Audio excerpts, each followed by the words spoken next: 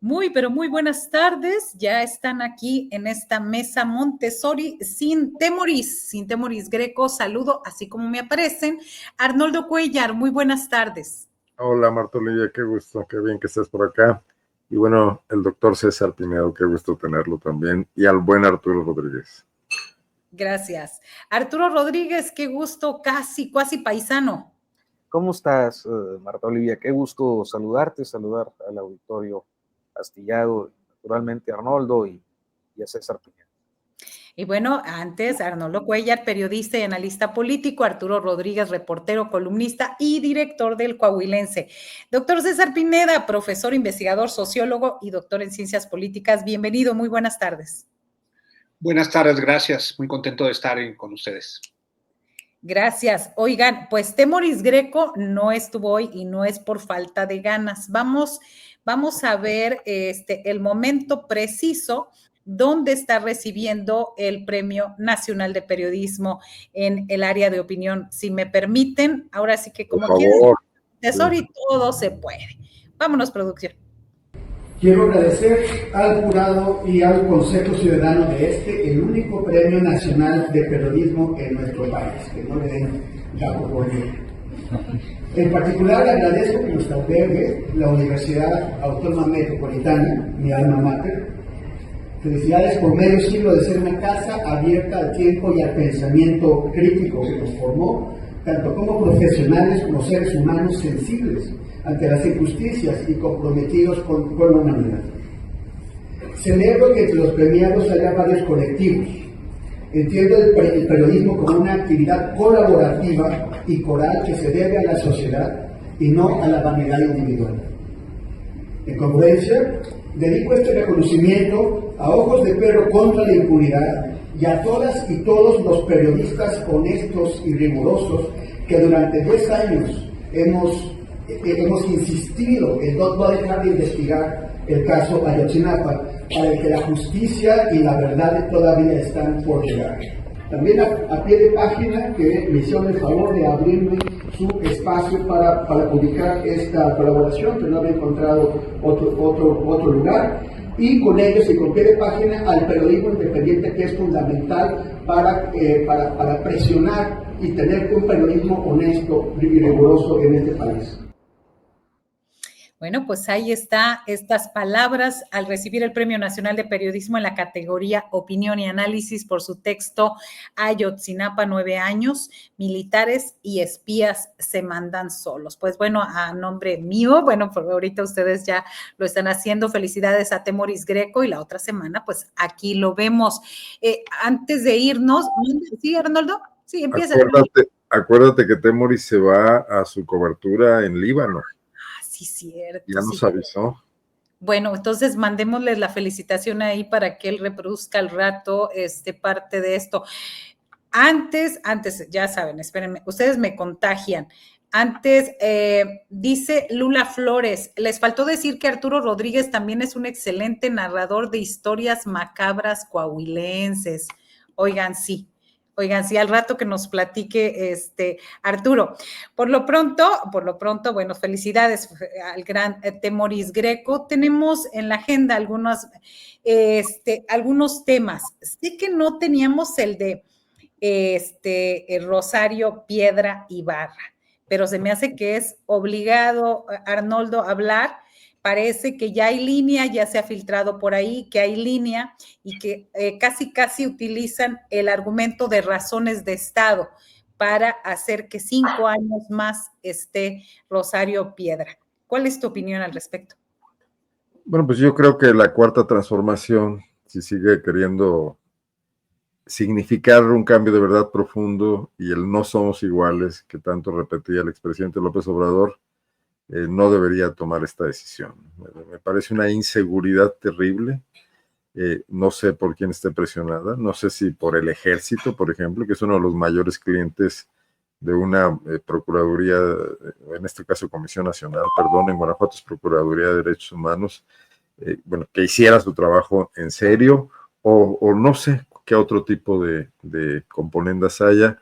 La señora Rosario Piedra Ibarra, que es su nombre, dejó muchísimo que desear, por desconocimiento del trabajo profundo en medio de una grave crisis de violencia y de violaciones a derechos humanos desde diferentes ámbitos, no solo los oficiales, que son los que normalmente vigila una comisión de este tipo, porque ahora hay muchísima violencia surgida también desde los grupos criminales, no le tocaría a ellos, pero sí el panorama general de cómo está siendo afectado un clima de libertades en el país, tendrían que también pronunciarse sobre eso, como lo han hecho otras organizaciones tipo Redim, que por cierto su directora era una de las candidatas, Tania Ramírez, si no me equivoco en el apellido, que han estado vigilando cómo han cambiado muchas situaciones, como el estado de las infancias por la situación de violencia que se vive en el país.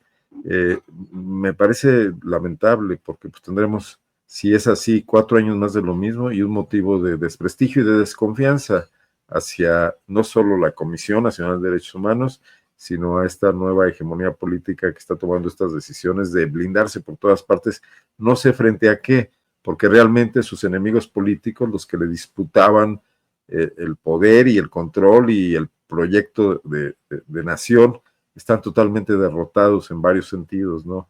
Se trata de cuidarse de la sociedad a la que quieren gobernar, del pueblo bueno, no me parece explicable la decisión, ¿no? Si Rosario Piedra Ibarra hubiera mínimamente, hubiese sido una presidenta de la Comisión Nacional de Derechos Humanos con los niveles de mediocridad y falta de compromiso de anteriores regímenes, pero que solventaba por lo menos la parte de conocimiento de ciertos temas y de sacar una que otra decisión. Hemos tenido muy malos titulares de esta dependencia autónoma, desde luego en el pasado, pero creo que ella ha superado a muchos de ellos y no ha aportado nada nuevo, y en ese sentido, pues ahí no hay ninguna transformación, ¿no? Arturo Rodríguez, ¿cuál es tu comentario al respecto? Ahí yo veo, sobre todo los comentarios más negativos, pues son de Alejandro Moreno, el senador del PRI, que es Alito Moreno, pero bueno. No, pero ese se pone a todo, ¿no? Sí, se pone a todo, pero híjole, o sea, ¿cómo dirimir entre un personaje tan nefasto como Alito Moreno y una administración de la CNDH con tan pocos resultados positivos? Bueno, yo creo que hay que tener como punto de partida que el hecho de que un perfil sea cuestionado no necesariamente coloca a quien hace el cuestionamiento en la misma línea de actores políticos que están cuestionando. O sea, el hecho de que alguien como nosotros en esta mesa pueda tener un cuestionamiento o hacer un comentario crítico sobre Rosario, me parece que no nos coloca al mismo nivel de Alejandro Moreno, más bien de un proceso institucional, de renovación institucional, que está siendo controversial, entre otros motivos, pues por el perfil. Yo creo que ahí traigo un gallo aquí. Van a decir, no, miren, ni se peinó este hombre. Porque el problema creo que tiene que ver con los escasos resultados que ya ustedes comentaban, también con una intromisión persistente de la ombudsperson en asuntos en los que creo que tendría que haber guardado una distancia, pero esa distancia no se guardó específicamente por resultar, me parece que de manera oficiosa, agradable al titular del Ejecutivo, es decir, al entonces presidente López Obrador. Y lo vimos con el caso del INE y lo vimos con otros procesos políticos que pues la CNDH creo que no tendría por qué estar tomando una bandera política. Sin embargo, estamos en tiempos en los que pareciera que las instituciones tienden a abandonar su antigua neutralidad en esta idea de la no simulación, y como si al invocar esa no simulación se colocara las posturas de las personas que están al frente de instituciones, digamos que en la misma línea de lo que se hacía en el pasado, pero abiertamente, ¿no? Entonces, me parece que ha sido una presidencia precaria, que ha sido una presidencia innecesariamente polémica, y cuyas capacidades técnicas, jurídicas, pues han dejado mucho que desear, como el propio proceso de renovación, donde hemos visto cartas apócrifas, donde hemos visto la inclusión forzada pese a no pasar por los estándares más elementales de prueba para quienes aspiraban a esta posición.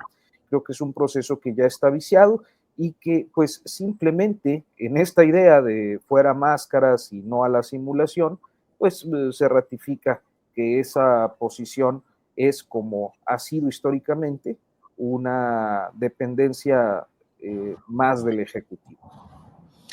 César Pineda, en este sentido, ¿ha marcado Rosario Piedra Ibarra una relación, o se ha caracterizado por una relación de autonomía frente al gobierno de la República y las instituciones? Bueno, hay que decir que la presidencia de esta Comisión Nacional de Derechos Humanos hasta hoy, que intenta renovarse, ha sido un desastre. Es decir, la CNDH no es que tuviera una gran influencia por su carácter no vinculante antes de la Cuarta Transformación. Sin embargo, algunas de sus recomendaciones habían sido importantes, al menos para denunciar y al menos para hacer presión política en muchos casos de violaciones a los derechos humanos. Esto no significa que fuera totalmente neutral o por supuesto, no tuviera compromisos políticos a la hora de no tocar los intereses de los gobiernos más violadores a los derechos humanos.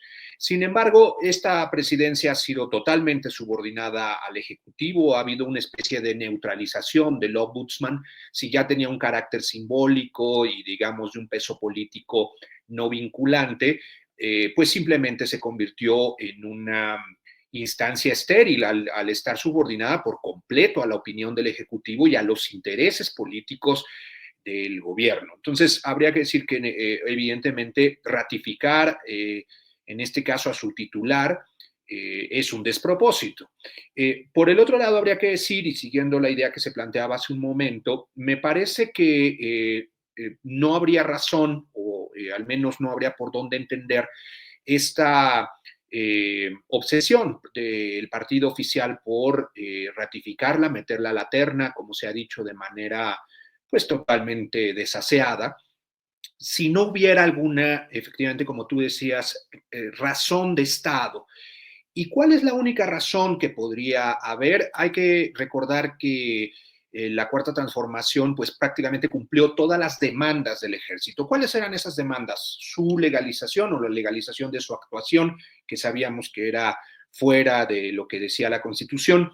También el freno a cualquier tipo de revisión internacional y de las organizaciones de derechos humanos que constantemente habían denunciado al ejército como violador de los derechos humanos, y la limpieza de su imagen. Pero creo y podríamos especular que efectivamente una de las mayores incomodidades del ejército hubiera podido ser los señalamientos que desde la CNDH se le habían hecho en muchas ocasiones en relación a prácticas violatorias, tanto en relación a su actuación en materia de seguridad, como en crímenes del pasado, como en los escándalos que ha habido, evidentemente, de su actuación policíaca y fuera de la ley. Entonces, pues, aunque esto necesariamente, pues, hay que acotarlo, diciendo es una especulación que podríamos tener, pues no veo otra razón, efectivamente, para pensar que pudieran ratificarla, más que una presión muy importante de una fuerza, y, como se decía, no hay otra fuerza que tuviera interés en que esta titular se quedara, si no es el ejército, para tener, pues, este silenciamiento sobre el papel de los militares y encubrir o al menos callar frente a su papel violador de los derechos humanos. Gracias, gracias César Pineda. Y bueno, en la agenda que tenemos en este tema es precisamente en el caso de la renovación de la dirigencia nacional del Partido Acción Nacional. Llega Jorge Romero, ya lo dijo ayer directamente la presidenta Claudia Sheinbaum, dijo, pues el nuevo dirigente es el líder del cártel inmobiliario. ¿Qué mensajes nos manda esta situación? Nos manda desde el Partido Acción Nacional, la oposición en México, Arnoldo, y también el mensaje de la presidenta. Bueno, pues yo vería las cosas por separado. Primeramente, el PAN. ¿A qué está enfrentado el PAN y qué significa esta decisión? El PAN está tomado por una camarilla, la cual creció de la mano de Madero, ahora retirado de la política, ¿no? Acuérdame, Arturo, del nombre de Madero, del chihuahuense. Gustavo. Exactamente, iba a decir. ¿Pero por qué yo? Porque tú eres el conocedor de todos estos temas. Gustavo Madero. Y porque los Madero eran de Coahuila originalmente, ¿no? Gustavo Madero, al cual lo traicionaron después, ¿no? Ricardo Anaya y compañía. Ellos cerraron el PAN de los mecanismos que tenía de mayor apertura hacia su militancia para elegir tanto dirigentes como candidatos. Hoy una demanda es que se vuelva a abrir esto, por lo menos a nivel de candidatos, elecciones primarias. Y esto fue degradándose, o sea, la endogamia de este grupo político fue produciendo cada vez dirigentes con perfiles más bajos. Y Marco Cortés pues llegó a niveles de ignominia, ¿no? Como firmar pactos en servilletas de restaurantes y luego hacerlos públicos en redes sociales para repartirse posiciones, y todo el mundo se acuerda de qué estoy hablando. Entonces, pues esto terminó por elegir ahora a un miembro de este grupo político que se adhirió cuando logró desde la Ciudad de México convertirse en un proveedor de recursos importantes para los manejos políticos del Partido de Acción Nacional, ¿no? A través de las alcaldías y de todo lo que ahí se hizo, todo el manejo económico, una política vinculada a un saqueo, a una utilización de las políticas públicas para extraer recursos que iban a parte a hacer política al estilo panista de este grupo y parte al bolsillo simplemente de sus integrantes, ¿no? Entonces, en esa lógica, el desgaste que ha venido sufriendo el PAN tiene muchas causas, desde luego, pero una importantísima es el descuido que su propia dirigencia durante los últimos, pues prácticamente la última década, es mucho tiempo el que han estado ahí al frente, Anaya, Madero, Anaya y Marco Cortés, que han descuidado a las bases que tenían, aunado a los malos gobiernos que han tenido en las gubernaturas. Entonces no hay de dónde echar mano. O sea, son un poco más sutiles que los priistas, que Alito Moreno, que se apropió del partido con métodos gasteriles para seguir exprimiendo lo que significan estos partidos negocio, y de ahí su fracaso en cuanto a representar intereses ciudadanos de ningún tipo. Los panistas todavía tienen siquiera el mecanismo de sucesión interna que permite transitar del poder, cambiar los nombres al frente, pero siendo parte del mismo grupo, y esto evidenciando además, ante la ausencia de crítica interna, el PAN fue un partido que debatía mucho, que deliberaba mucho internamente, y ahora esto lo vemos totalmente desaparecido. Adriana, la tlaxcalteca, la candidata tlaxcalteca, Adriana Dávila, que hizo una campaña interesante desde sus posiciones ideológicas de autocrítica profunda de lo que ha venido ocurriendo, no logró despertar al interior del PAN lo que hubiera sido interesante, ¿no? Incluso perdiendo la elección frente a los padroneros y a los dueños del partido en los estados y a los gobernadores, una reacción más fuerte que pudiese haber sacudido en algo las cosas. Entonces lo que vemos es un PAN pues en estado catatónico, ¿no? Un PAN zombie al que pues estos cuates van nada más a exprimirle lo que queda. Esa es una parte, lo que yo veo. La intervención de la presidenta a mí no me gustó, porque no creo que le hiciera falta al enorme desprestigio de Romero y del PAN una intervención presidencial para señalarlos. Están suficientemente señalados y yo creo que Claudia Sheinbaum tendría que estar un poco por encima de esos temas. Si no va a recibir a la oposición, como ha planteado, para dialogar con ellos y va a dejar que esto se quede en el nivel de las cámaras, pues tampoco tiene por qué entrar a decir cuestiones que las diga ella o no las diga, están en el imaginario. Creo que, ¿cómo podría decirle? Es su investidura la que se daña metiéndose a esas disputas en esos niveles, ¿no? Cuando, pues, hay cosas muchísimo más importantes, pudo haber salido del asunto de forma más elegante, pues que le vaya bien a los panistas, que ellos sabrán a quién eligen, ustedes analícenlo y ustedes juzguenlo, punto. Meterse a la disputa de citar a Calderón se me hace innecesario, absolutamente innecesario, es lo que pienso. Gracias Arnoldo, y aquí tu apuntador, aquí Arturo Rodríguez. No, se lo agradezco muchísimo porque yo ya de repente se me olvidan las cosas, los jóvenes. Oye, acá no me perdonan en el chat que no me acordaba de lo de Temuris que se iba, oigan. No, pero eso es más sutil. Pero Adriana Dávila, la que he entrevistado 2 veces y de repente se me barrió el apellido, bueno. A ver, en este escenario, Jorge Romero, a mí me sorprendió, y no sé si vieron ahí el intercambio de tweets entre Lozano y Eduardo Verástegui. No sé si los vieron porque estuvieron bien interesantes, pero al lado de Lozano ya parece una estratega, al lado de Javier Lozano, Verástegui, porque se están diciendo payasadas. Ahí le contestan a ver, no fingimos nada, somos oposición, tú no tuviste las firmas para ser candidato, eres un pobre diablo. Te digo que no hace falta desprestigiarlos, ellos solos. Solitos, por eso yo coincido en ese sentido contigo, aunque yo no debería estar más que moderando, coincido en ese sentido, fue bajarse mucho, y llevarlo a un plano que nadie sabía, fuera del cártel inmobiliario y la Ciudad de México, nadie sabía quién era Jorge Romero. Pero bueno, Arturo Rodríguez, a ver, ¿cómo quedaron las facciones en el PAN?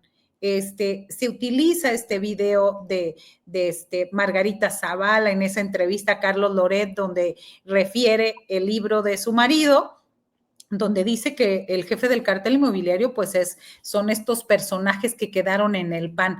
¿Cómo se reconfiguran los grupos en el PAN y qué representa Jorge Romero ahora? Bueno, creo que ya Arnoldo ha dado una panorámica bastante amplia del esquema con el que llega Jorge Romero, que no es otro más que pues el de esa camarilla que además de tener negocios inmobiliarios, yo creo que no solo en la Ciudad de México, sino en distintas localidades donde son gobierno, y también controlan lo que dentro del PAN se ha dado en llamar como el cártel de los padroneros. ¿Qué es esto? Pues la fórmula que desde la elección efectivamente de Gustavo Madero permitió a un grupo de liderazgos panistas locales o regionales inflar o manipular el registro de militantes, su padrón de militantes, de manera que quienes lo integran pues responden pretendidamente a los intereses de estos liderazgos. Por allá el primer caballero de Aguascalientes, paisano de Arnoldo, pues es uno de los conocidos en eso, el propio Romero, y así podríamos irnos estado por estado, y en esta ocasión deciden pues darle la dirigencia nacional a Jorge Romero, que efectivamente ha sido cabeza del grupo político que ha mantenido el control del PAN y de las alcaldías donde suelen tener una presencia importante en la Ciudad de México, muy particularmente en la alcaldía Benito Juárez.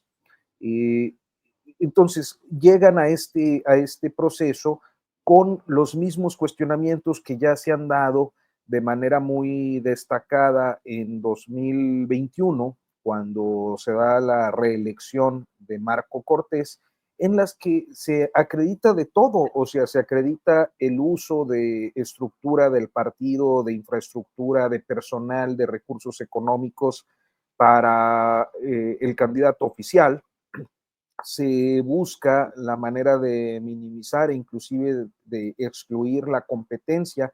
Ya en 2021 Adriana Dávila pues fue contendiente y tuvo también una experiencia muy poco eficaz. Yo pensaría que ha sido en las dos ocasiones una candidatura anecdótica de un grupo que se vio excluido desde 2011 en la elección de Gustavo Madero, que es el grupo calderonista. O sea, hay que recordar que el proceso de deterioro del PAN inicia justo con el gobierno de Vicente Fox, pero sobre todo de Felipe Calderón, cuando Calderón pues impone a sus cuates Germán Martínez Cázares y posteriormente César Nava, en un intento de construir esta fórmula de partido hegemónico al estilo priista, de partido de Estado, termina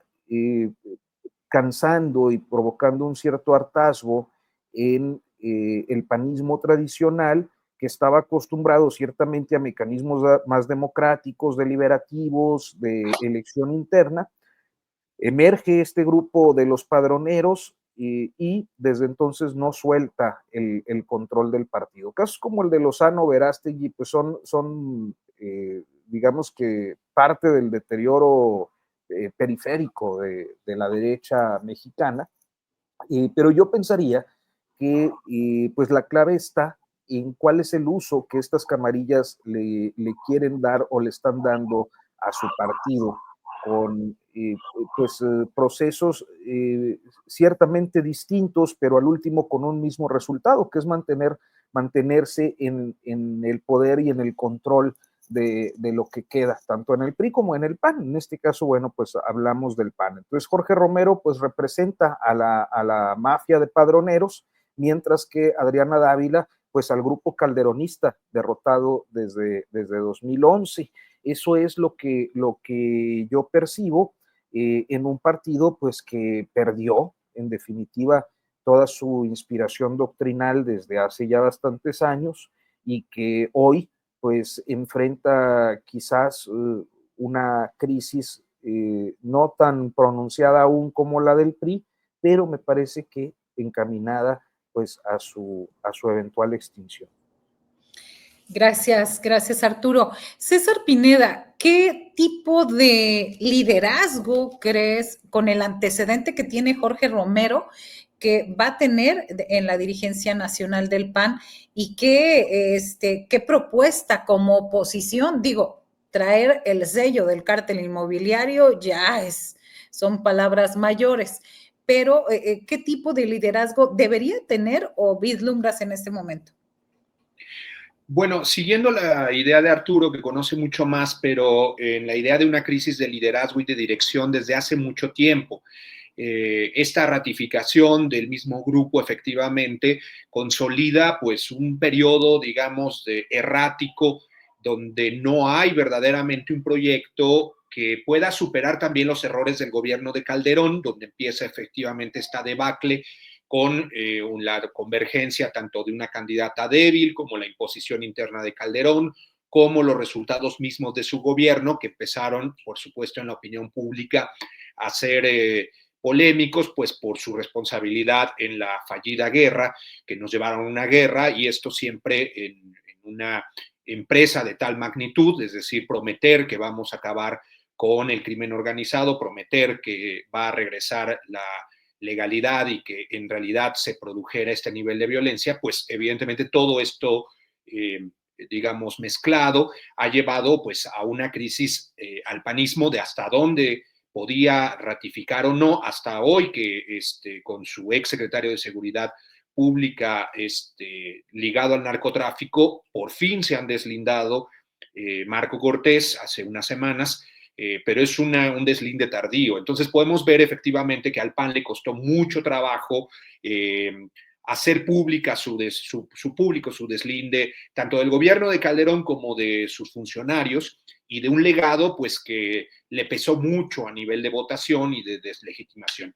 Ahora, está claro que esta relativamente nueva dirigencia traslada también la falta de horizonte de las derechas mexicanas, en efecto, porque por un lado el neoliberalismo más duro, la época de hegemonía y de mayor, donde estaba de moda el neoliberalismo, ya pasó, sus consecuencias y las consecuencias en México son obvias y un resultado pues es la cuarta transformación que hizo que los votantes pues rechazaran, por decir así, la forma de gobernar del neoliberalismo y por tanto es muy difícil que el PAN pueda ratificar y seguir insistiendo en un mismo modelo similar, pero por el otro pareciera, y en la campaña lo vimos, en la reciente campaña con Xóchitl Gálvez, que era muy difícil acercarse hacia el centro, pareciéndose un poco a Morena, y entonces pues no tiene ningún sentido para los votantes de la derecha, y tampoco pareciera quisieran dar el salto hacia la extrema derecha, que es la única opción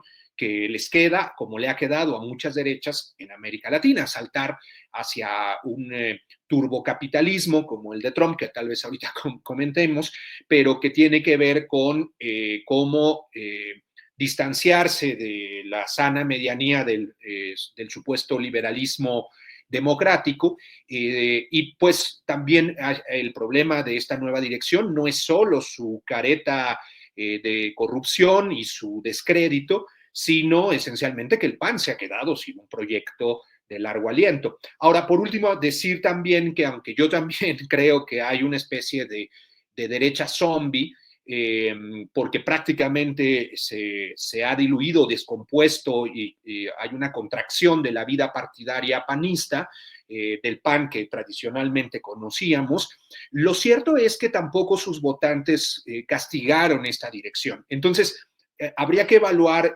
porque resultó Xóchitl Gálvez con un número similar de votos a los de 2018, es decir, finalmente esta dirección durante estos 6 años que ha parecido simplemente incapaz, errática, la de Marco Cortés ha sido prácticamente risible en muchos de las posturas públicas y de lo que ha dicho y que ha develado de su propia corrupción, debería haber tenido una influencia mucho más importante y de castigo de sus propios votantes.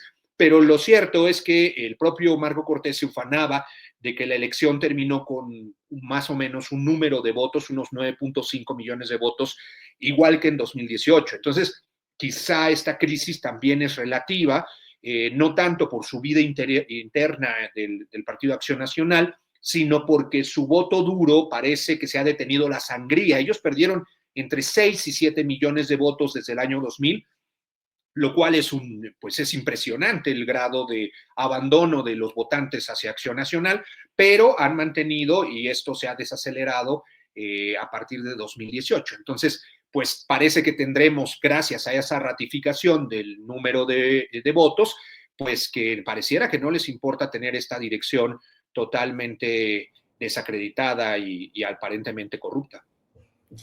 Así es. Bueno, esta parte, adelante, adelante. Dicen que se están portando muy bien. ¿Será porque no está Temoris? ¿Arnoldo? No, un poco complementar o quizás comentar algo sobre lo que dice César.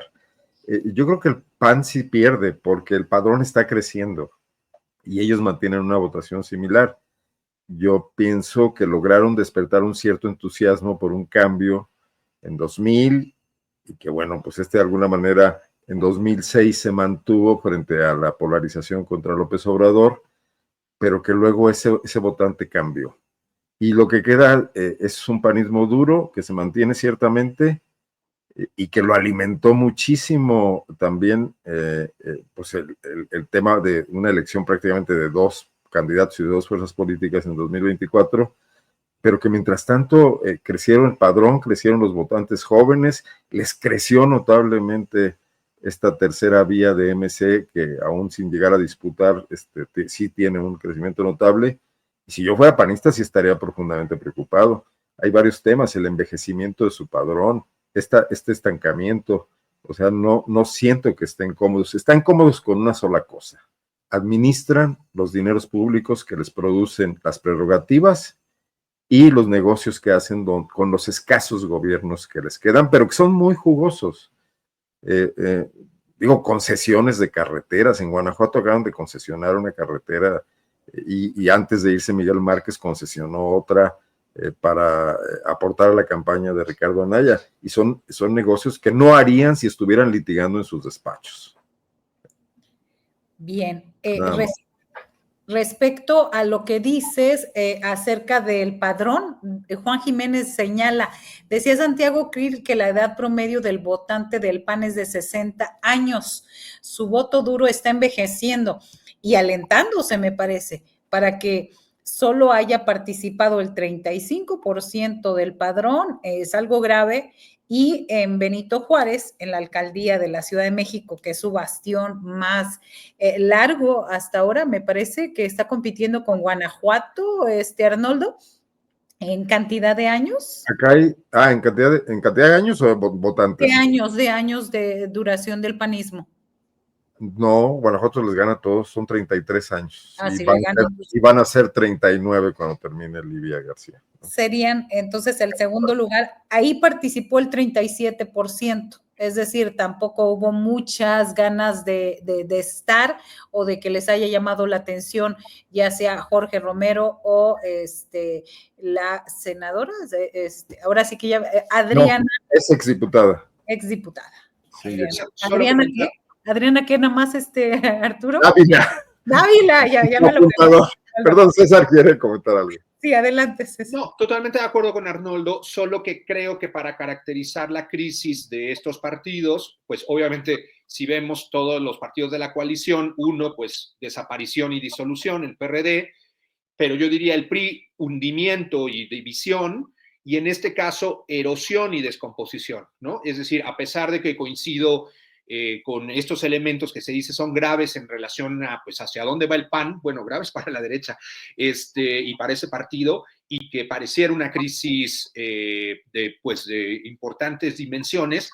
Lo cierto es que pareciera que no se está hundiendo el barco panista, que lo mantienen con estas condiciones que van erosionando y descomponiendo cada vez más tanto a su militancia como su influencia política, etcétera, ¿no? Pero creo que hay una diferencia sustantiva, por ejemplo, con el PRI, pues que se ha hundido y dividido, no solo en el número de votos, sino a nivel, evidentemente, de dirección. La pelea es totalmente abierta y en cambio acá este otro proceso de centralización está erosionando lentamente la propia capacidad de acción nacional. Pero me parece más preocupante porque en el PRI de alguna manera se sobresalen algunos liderazgos que andan tratando de hacer ruido, una Sauri, un Beltrones, y en el PAN ya no. Entonces esa energía interna que incluso produce fricciones ya no existe en el PAN porque la mataron. Ahora solo un consejo de cuates a nivel nacional y consejos de cuates en cada estado toman todas las decisiones.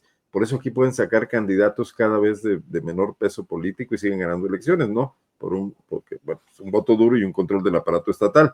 Pero la falta de polémica interna creo que me parece otro síntoma de esa muerte lenta del panismo, ¿no? Dos cosas de acá de nuestros seguidores. Dice Arturo Cortés, ¿cómo te molestan? Arnoldo dice, bien orgullosos el Arnoldo de sus 30 años de panista. No, quiero que se sepa para que vean cómo estamos sufriendo, manos, 33.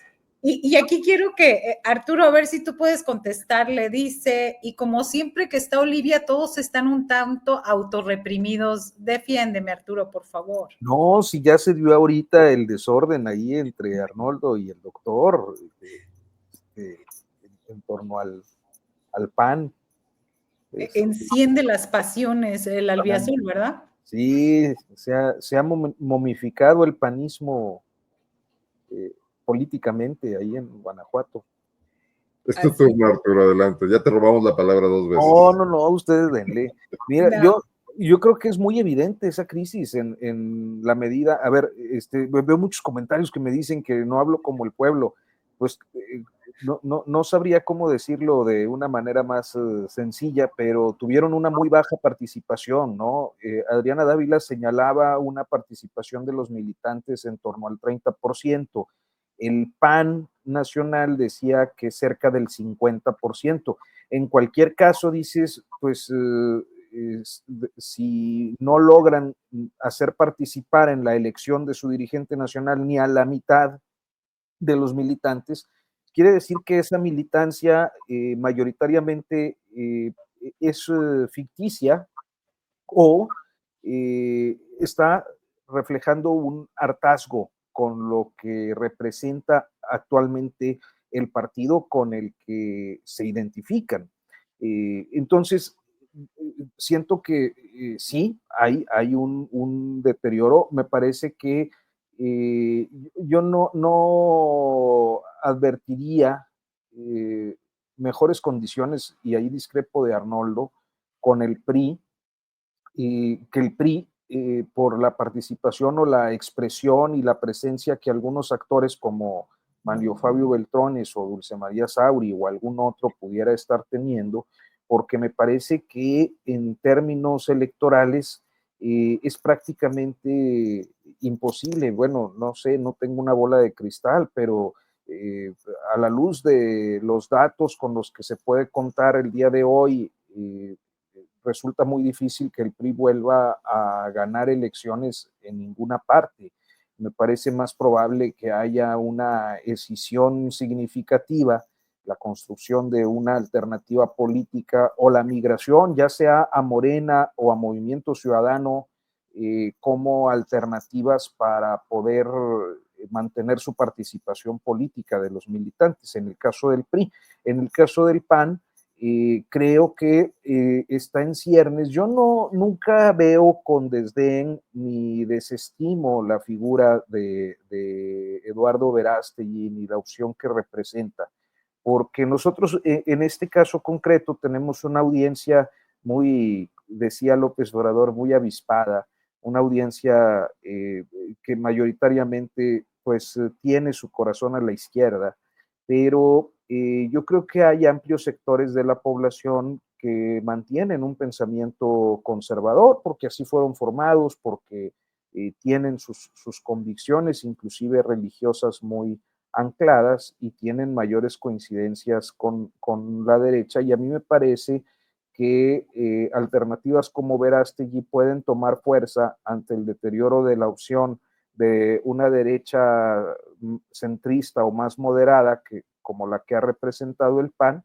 en un momento dado de crisis política abierta, como ha ocurrido en otros países donde pues el péndulo transita de la izquierda a la derecha de manera pues muy caótica. Y hablando de caos y derechas y ultraderechas, bueno, que vámonos rapidito con el tema porque ya estamos en la casi recta final. Les quiero comentar que el presidente electo Donald Trump nombrará al exgobernador de Arkansas, Mike Huckabee, como embajador de Israel. Él es un firme defensor de Israel y su inminente nominación surge después de que Trump prometiera alinear más estrechamente la política exterior de Estados Unidos con los intereses de Israel, que está en guerra contra Hamas en Gaza y Hezbollah en Líbano. Y también a través de su red social, Truth Social, Trump dio a conocer la designación de Mike Waltz, congresista por Florida, como el próximo asesor de seguridad nacional de su gobierno. Y bueno, él es republicano de la Cámara de Representantes, empresario y ex boina verde estadounidense. Rápidamente los doy los nombramientos para ir al tema. El zar de las fronteras, Tom Homan, fue director interino del Servicio de Control de Inmigración. Ya sabemos todo, es como la mente detrás de las deportaciones masivas en el primer periodo de Trump. Marco Rubio, el senador de Florida, será el próximo secretario de Estado de gobierno estadounidense, uno de los puestos más importantes y clave en este sentido. Así que Marco Rubio sería el primer latino hijo de cubanos que llega a este cargo, donde pues él ha sido, tiene posturas muy claras contra China, contra Irán, contra Cuba, Venezuela y Nicaragua, y a favor de Israel. ¿Qué nos espera Arnoldo Cuellar? Creo que le va a César, porque yo estuve hablando mucho. Y además, él quería tocar ese tema. Vamos al revés, aquí es como votación. César estaba. No, solo quería decir antes que yo estoy decepcionado de la crisis del PAN, hubiera esperado un mayor hundimiento, es decir, los tres estamos de acuerdo en que hay una crisis, pero yo hubiera esperado que la crisis hubiera sido mayor, 9.5 millones de votos me parecen muchos.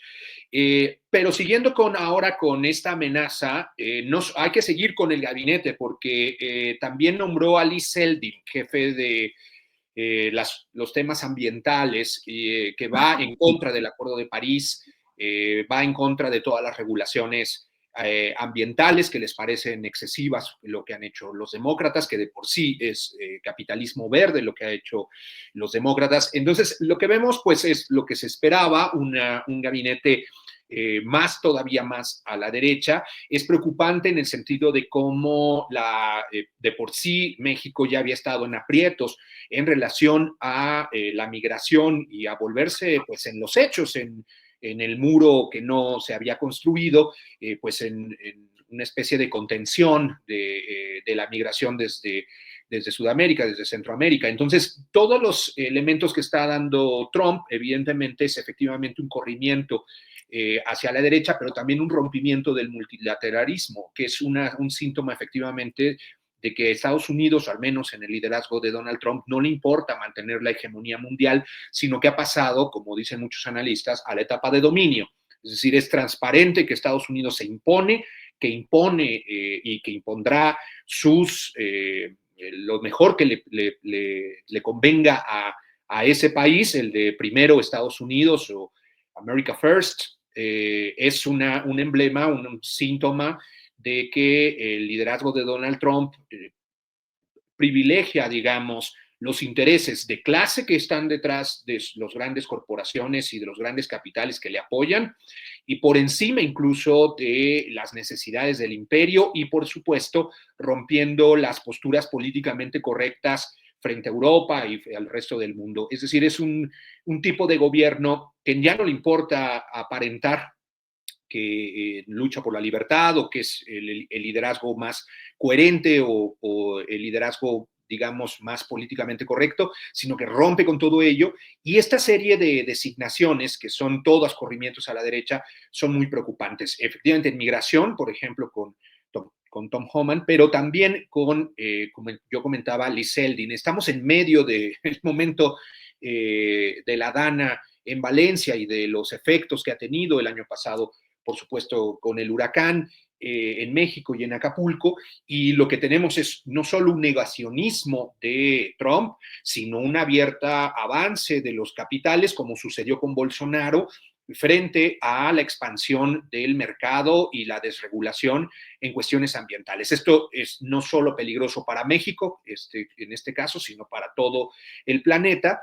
Y pues bueno, se está formando programáticamente, por decir así, una salida a la crisis del neoliberalismo, que es una salida reaccionaria, una salida todavía más a la derecha, que impone condiciones y llega pues imponiendo lo que desee Estados Unidos, lo que desee Donald Trump, pero hay que decir lo que deseen ciertas fracciones del capital carbonífero, del capital petrolífero detrás de Donald Trump, también de cierto capital industrial, que fueron los que apoyaron también la campaña de Donald Trump, ¿no? Son malas noticias, pero bueno, a ver qué margen tiene efectivamente México para en esta pues situación tan complicada que va a ser efectivamente el tema migratorio una vez más, no porque lo haya sido sencillo con Biden, pero que tiene, por supuesto, una intención geopolítica en un proceso estructural del cual no podemos salir, que seamos el paso de los migrantes hacia Estados Unidos.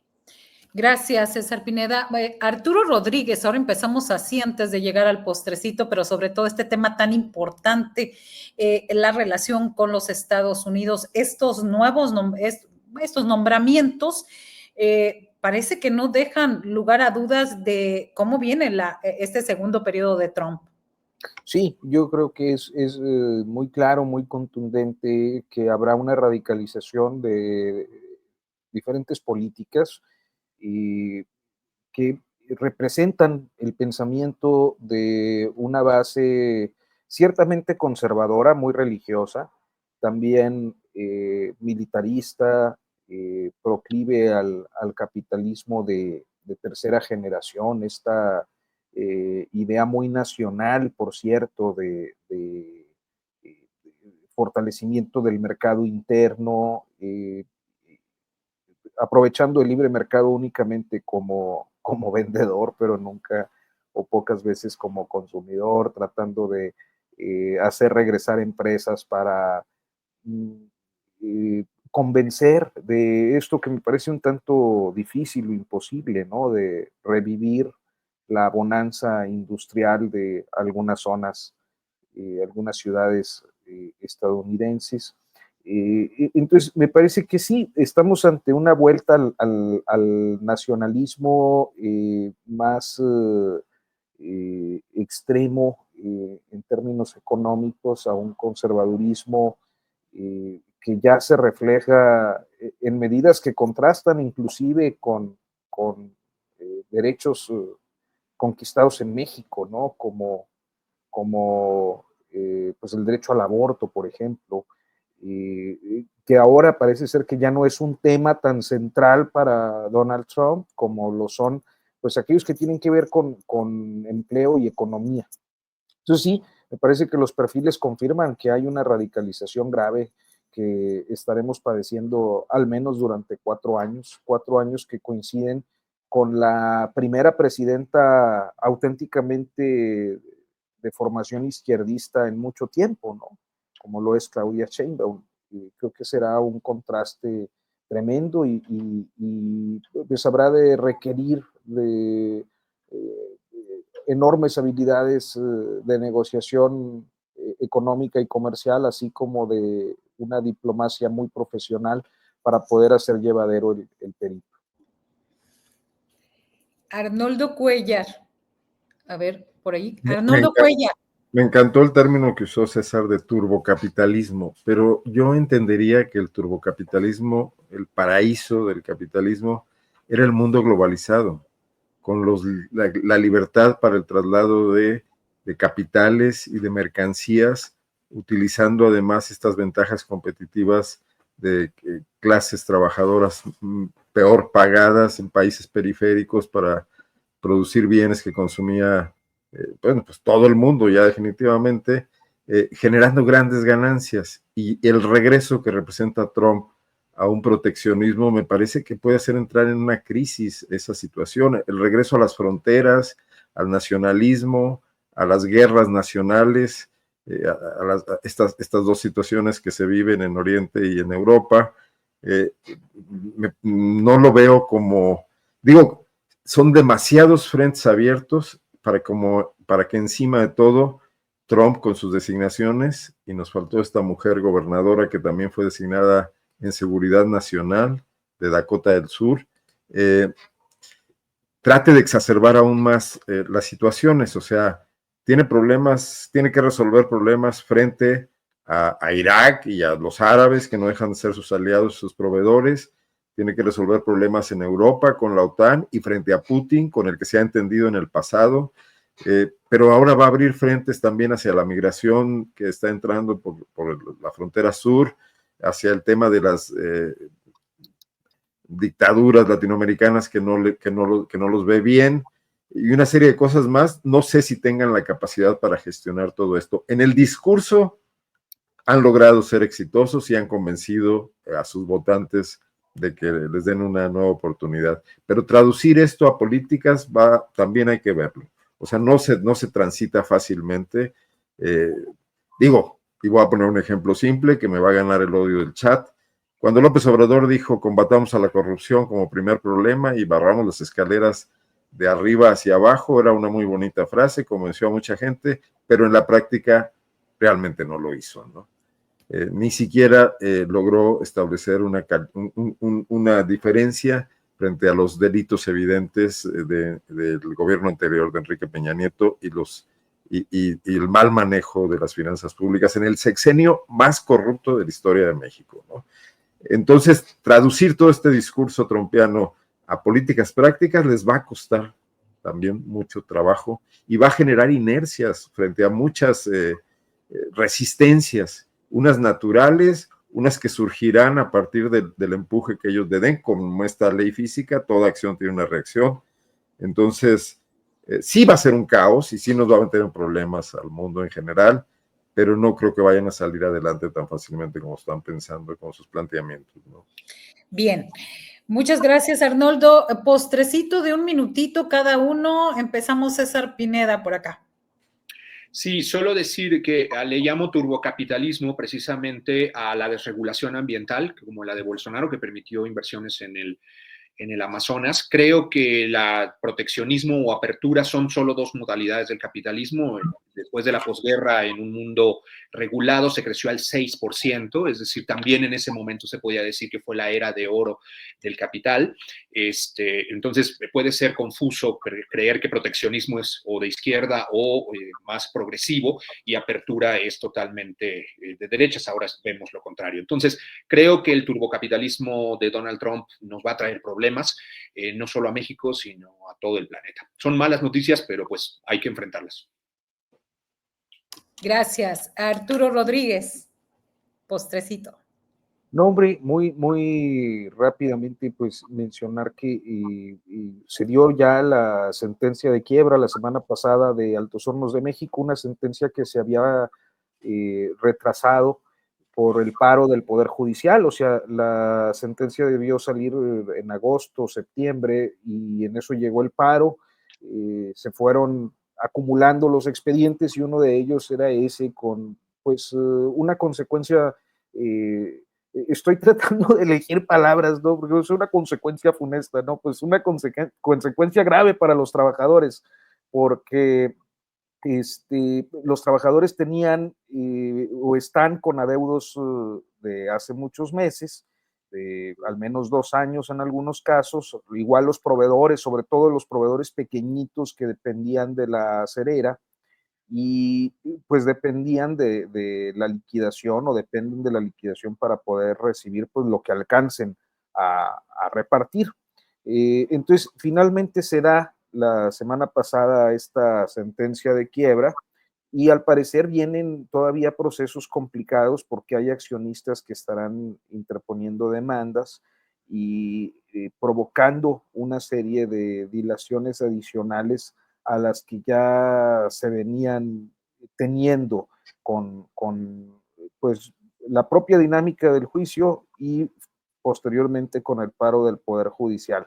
Hablamos pues de muchísimas familias, de 6,000 trabajadores que se quedaron en la calle, y eso pues representa una crisis severa para una región del país que floreció al amparo de la mayor acerera de México, hoy pues apagada y deteriorada y desmantelada también, con muchos robos y desvencijamiento ahí de sus equipos. Entonces, pues quise comentarlo porque me parece que es uno de esos episodios en los que la política, los negocios, la corrupción, la impunidad, todo converge y pues se lleva entre las patas a la población, a la clase trabajadora en este caso. Gracias, Arturo. Arnoldo Cuellar, antes una casa... Ya me robó mi minuto, Arturo, o todavía tengo derecho. Dina Flores, una casa abandonada durante 40 años no se barre ni se limpia solo en 6 días. Saludos desde Mérida, Yucatán. Postrecito. En 6 días, en 6 años. Bueno, una micro estampa de la elección panista ocurrió en León, Guanajuato, que me parece interesante plantearla aquí. Las diferencias no se dieron como en el resto del país. En León, Guanajuato, cuna del panismo más tradicional, lugar emblemático del Yunque, una de las plazas más panistas donde los candidatos ganan con mayores diferencias. Aquí Xóchitl ganó holgadamente con un mayor margen que en Aguascalientes, perdió en el resto del estado de Guanajuato. Bueno, pues Adriana Dávila obtuvo 475 votos por 501 de Jorge Romero. 26 votos fueron la diferencia, casi un empate. ¿Qué me dice esto? Bueno, pues hay una inconformidad, en primer lugar, con la dirigencia estatal del PAN, que dejó heredada a Diego Sinué, a Livia García, pero también hay una movilización de las capas más extremas, derechosas del PAN, de los acólitos del Yunque, lo que queda de ellos. Y es aquí donde me parece interesante ligarlo con el tema Verástegui, que como dice Arturo, no habría que minimizarlo. Creo que hay capas del panismo que, decepcionadas de lo que está pasando en su partido, no solo por lo corrupto que pueda ser la nueva dirigencia o por cómo se han apoderado del partido Camarillas, sino incluso por ideología, y pudieran estar siendo un espacio para que crezcan opciones políticas de ultraderecha que hasta ahora en México no han prosperado. Pero bueno, es un dato. Aquí no se dio el 80-20 del resto del país, ¿no? Y bueno, celebrar que haya estado con nosotros César Pineda y decirle que ya le hicimos una maldad, porque aquí en el chat dicen que somos la mesa más derechosa de Astillero. Bueno. Híjole. Y por cierto, invitarlos mañana miércoles 13 de noviembre de 17:30 a 20 horas en el centro de México al auditorio del Instituto Mora, porque César Pineda presenta su libro Política Comunal y Autonomía Urbana, Mujeres del Barrio Produciendo lo Común en Ciudad de México. Y bueno, pues va a estar este evento, van a presentar la doctora Asís Aslan, también la doctora Teresa Rodríguez de la Vega, la maestra Carla Escoffi, integrantes de la coordinación del OEPF, no sé qué será, pero bueno, ahí está de esta organización, el autor César Enrique Pineda. Así que bien, ahí está. Yo creo que se le pasó el postrecito, pero me lo recordaron por acá. Así que gracias a todos, Arnoldo Cuellar, Arturo Rodríguez y César Pineda, un gusto. Felicidades, César, y presentadoras de lujo, ¿eh? Muchas gracias, ojalá y los veamos por allá. Y saludos, Marta Olivia, gusto verte. Un abrazo grande para todos, gracias.